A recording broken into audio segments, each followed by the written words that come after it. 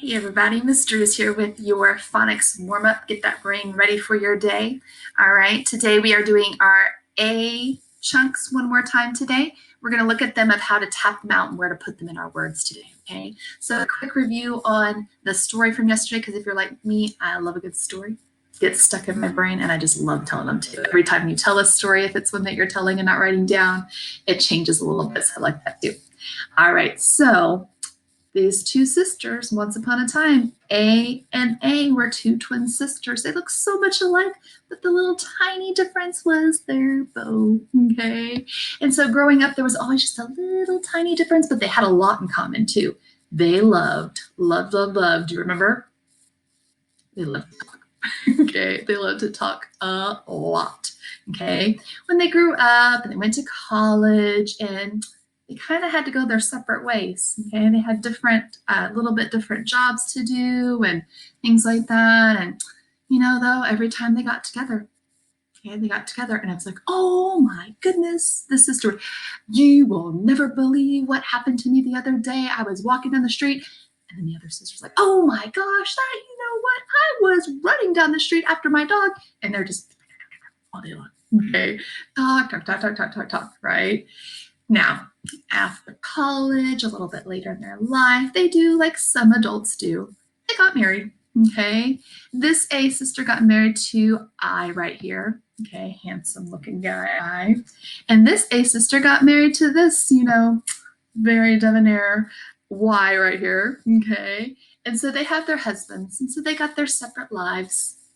But every now and then when they get together at each other's houses, oh my goodness, A is still like, oh sister, you will never believe what happened to me at the grocery store the other day. And then the other sister A will be like, oh my goodness, well, I went to Target the other day and they're just yak, because they haven't seen each other in so long. All they want to do is talk. Well, right behind sister A right here, her husband, is just like this. He's like that movie, right? Smile and nod, people. Smile and nod. Not much to say because she's doing all the talking, right? And then same thing over here with this sister A, the Y, the husband's like,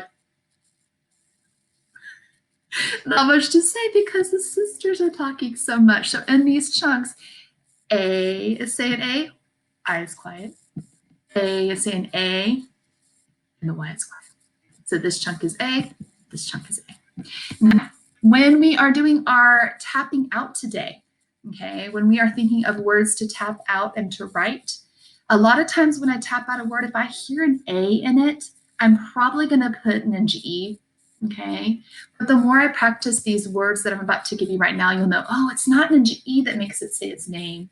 It's actually this A chunk, okay? So really when you're tapping out, most of the time when you hear an A, you're going to want to put that NGE rule on it, okay? Don't ever leave it just squished, of course, like we talked. Okay, but every now and then you're going to start adding in the correct chunk so that you can kind of know which one to use. So if you are a friend who's tapping something out and you're like, oh, A, still put that ninja E at the end to tell it to say its name. Okay, but the more and more you practice these, and they'll go into your practice after a while, the more you'll know as a writer, oh, that's AY word. Oh, that's AI word. Okay, so yes, they're very good reading strategies, but you also kind of have to start to know which ones to put in where. Okay, so today I'm going to do 4 different words with you. You're going to listen, of course, to my video like it says here. Type in your 4 words in the red boxes so you can pause and type. Or if you're a person who's like, I don't like typing, you can pause and write it on your paper too. Okay, and then you'll go to the next slide, and I'll go with that too at the end of these 4 words, excuse me. And you'll do your practice of your words on the bottom of the page too. Okay, and then you'll go back to slide number 1 and insert it, okay? So your first word to do in box number 1 or on your paper, okay? May. May I please go play outside? A. And it is one of these A's. Remember yesterday I talked about how this one is used a lot at the beginning or the middle of a word? This one's used a lot at the end. May. Pause it if you need to. Okay, second word to type in here or to write on your page. Sail. Okay, he took a sailboat out on the water. A, O.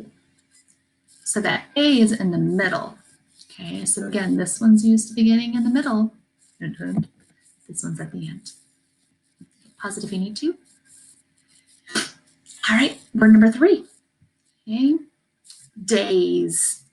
How many days in a week? A. I will tell you this one's tricky. Okay, it is a sight word. Okay, but if you're trying to think of the reason why, the word day is a word by itself. So think of which one that you need to use because the A is at the end, A, and then to make it for you at the S. Okay. And last but not least, okay, 4th word, stay. You need to stay in your own place, please. A. All right. And then pause it if you need to, and then we'll go to the next slide together. The next slide is your practice words. You can do colorful words. If you want to do a pattern or if you want to do each letter different color, then you can. Okay, you can use any kind of things that you have that are crayons, markers, color pencils. All right, and you have the same words as yesterday, so I'm not going to read them to you so that you can practice reading those H brother words, those Ninja E words that are here, and that one double E that's here as well. All right, see you tomorrow.